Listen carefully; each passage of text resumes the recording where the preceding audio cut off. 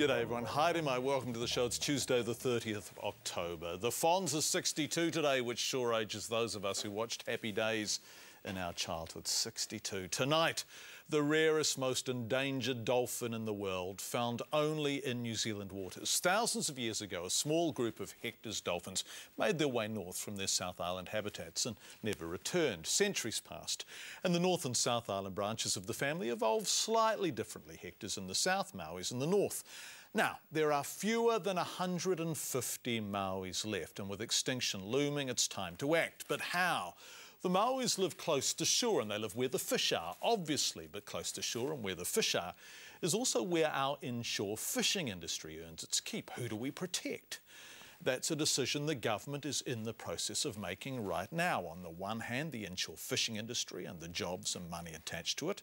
On the other hand, the world's smallest and rarest dolphin and our reputation as a nation that cares about the environment. Richard Langston on the dolphin decision.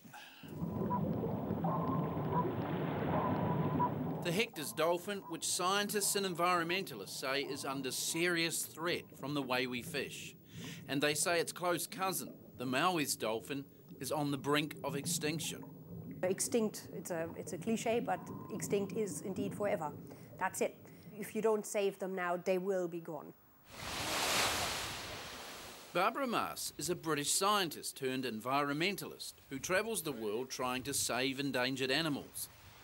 In Kenya, in Tanzania, saving elephants, in India and Nepal, saving tigers and rhinos. The former Oxford University biologist has come specially to New Zealand to stress how few Mauis dolphins are now left, estimated to be just 111. You're looking at about 25 adult breeding females that are left, and it doesn't get any tighter than that. So really, you need to have a complete and utter hands-off policy if you want to stand any chance of helping these animals. The Maui South Island cousin, the Hector's dolphin, is also listed as endangered. Marine biologists estimate in 30 years its numbers have gone from 29,000 to 7,200. And fishing, gill netting particularly, and trawling have been recognised as the main reason why the animals find themselves in this predicament now. So they haven't just, been unlucky and are bad at surviving. They've been killed off. But that's the sort of talk which incenses fishermen like Kerry Torpy. He lives on the Manukau Harbour, where the way he fishes, gill netting, may soon be banned to protect the Mauis. People need to know the facts, and the facts are we're not catching them in the inner harbours of the West Coast North Island, and we're not seeing them in those harbours. He says hundreds of fishermen, just like him, face losing their jobs if the government sides with environmentalists. We love dolphins as much as everyone else, but this entire argument must be based on facts. And we're there to look after the dolphins like everyone. We've already given a huge area of our fishery. There's thousands of kilometres of our coast on the west coast, and the entire mouth of the Manukau Harbour already protected. The entire range of these Maui dolphins is protected already.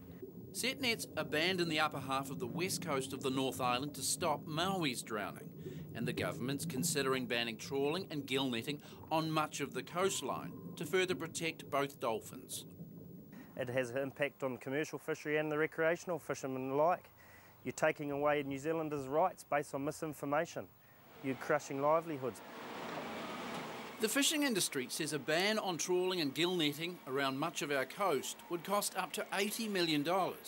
It disputes the figures of how many dolphins are left and questions estimates that nets kill up to 70% of dolphins.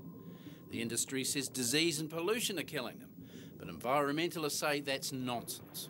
They're still vulnerable to trawling. And again, the scientists have calculated that if Mauis dolphins lose one animal, more than one animal, in 5 to 7 years, they'll go extinct. And 11 Hector's dolphins have died, or Mauis dolphins have died in the last 5 years. So do the maths. We are in a deficit.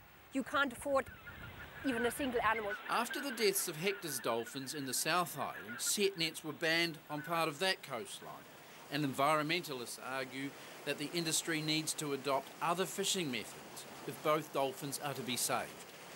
There are about 10 different dolphin-safe fishing methods that they can switch to.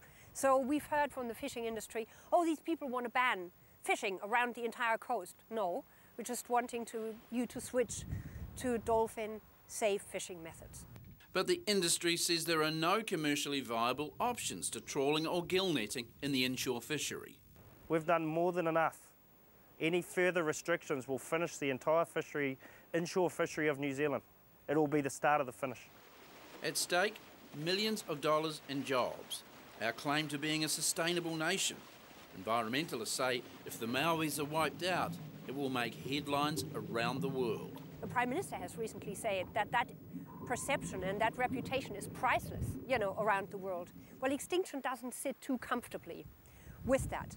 I think the government's got to stand up and take a look at this and think, hey, we're affecting the average New Zealander, and we're affecting them based on misleading evidence. And is that what New Zealand people want to be like? We need facts. The government will decide before Christmas, a decision which will decide the fate of fishermen and two of the world's most endangered dolphins.